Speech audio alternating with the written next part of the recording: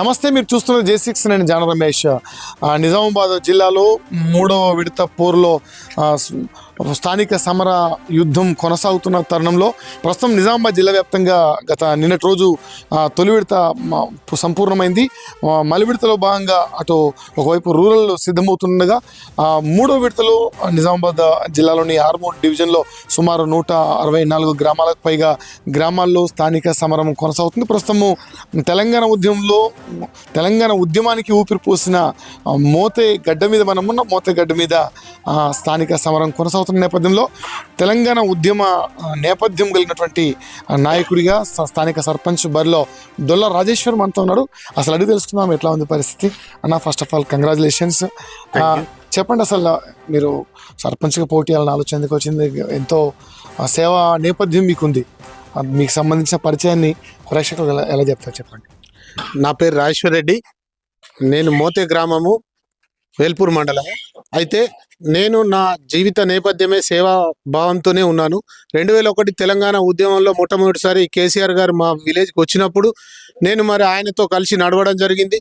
ఆ రోజు మా ఊరు భౌగోళికంగా అంటే తెలంగాణ విధంగానే ఉండే, ఉత్తరాన గోదావరి, దక్షిణాన కృష్ణ ఉండి కూడా తెలంగాణ ఎట్లా ఎండిందో మా విలేజ్ కూడా అప్పుడు ఇటు ఈ పక్క కప్పలవాగు, ఆ పక్క పెద్దవాగు ఉండి కూడా మా విలేజ్ సాగునీరుకు తాగునీరుకు నోచుకోలేని పరిస్థితి ఉంటే ఎన్నోసార్లు నేను కూడా ట్యాంకర్ పెట్టి మంచినీళ్ళు కూడా అందించడం జరిగింది. అటువంటి పరిస్థితుల్లో మేము కేసీఆర్ గారు వెంట నడవడం, 14 ఏళ్ల సుదీర్ఘ ఉద్యమం తర్వాత తెలంగాణ రాష్ట్రం ఏర్పడ్డ తర్వాత కేసీఆర్ గారు మోతేకు రావడం, మోతేకు వచ్చి మాకు కావాల్సిన అన్ని సమకూర్చి ఈరోజు కప్పలవాగుపై, పెద్దవాగుపై చెక్ డ్యాములు, భారీ బ్రిడ్జిలు నిర్మించి ఇక్కడ ఎన్నో అవకాశాలు కల్పించిండ్రు.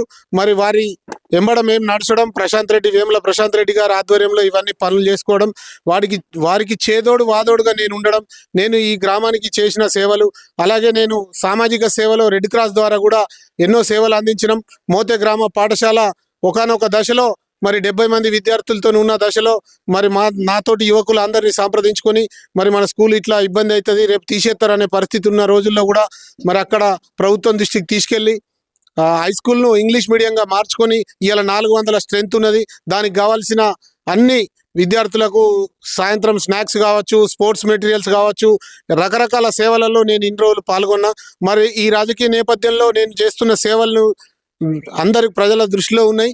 నన్ను ప్రజలందరూ కోరుకుంటున్నారు. ఈసారి నాకు జనరల్ అవకాశం, సర్పంచ్గా అవకాశం రావడం, నేను చేసిన సేవల్ని ప్రజలు గుర్తించుకొని నన్ను అఖండ మెజారిటీతో గెలిపిస్తారని, నాది బ్యాట్ గుర్తు సీరియల్ నెంబర్ 3పై ఓటు వేసి నన్ను మా మోతే గ్రామ ప్రజలు సర్పంచ్గా అత్యధిక మెజారిటీతో గెలిపిస్తే నేను నా గ్రామ ప్రజలకు ఇంకా అత్యున్నత సేవలు అందించడానికి సిద్ధంగా ఉన్నాను.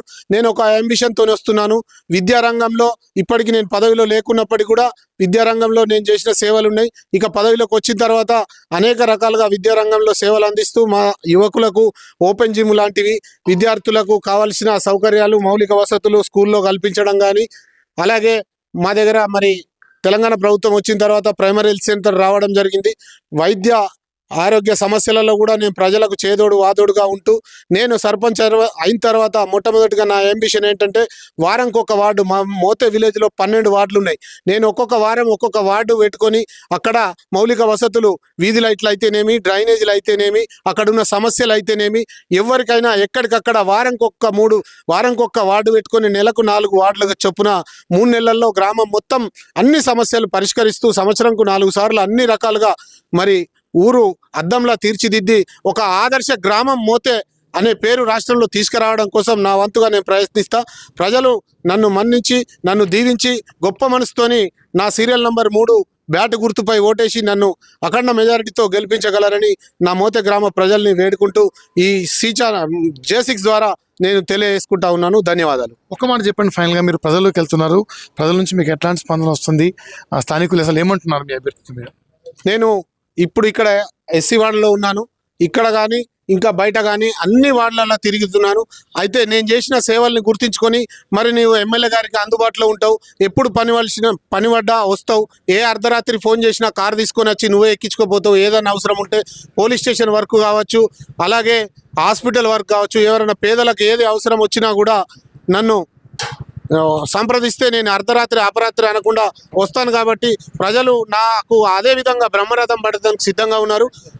ప్రజలందరూ నువ్వు ఉండాలి సర్పంచ్గా, తెలిసినోడు ఉంటేనే మంచిగా ఉంటుంది, ఊరు బాగుపడుతుంది అన్న ఆలోచనతో ప్రజలు ఉన్నారు. ఖచ్చితంగా నన్ను భారీ మెజార్టీతో గెలిపిస్తారని నేను ఆశిస్తా ఉన్నాను. ఫైనల్ గా మీ గ్రామస్తులకు ఒక మాట, మీ ఓటుకు సంబంధించి మీరు ఓటింగ్ రోజు కోసం ఏం చెప్పాలనుకుంటున్నారు?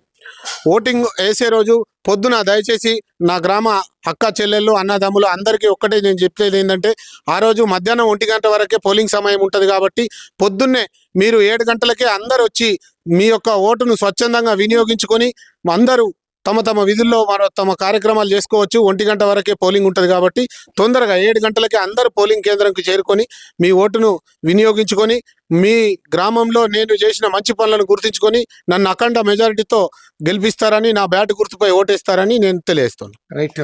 మొత్తానికి రాజేశ్వర్ రెడ్డితో ఉన్న ఫేస్ టు ఫేస్ ఇది. జిల్లాకు సంబంధించిన ఎన్నికల తాజా సమాచారం చూస్తుండండి. కెమెరా పర్సన్ ఉదయ్తో జాన రమేష్, J6 న్యూస్, మోతే.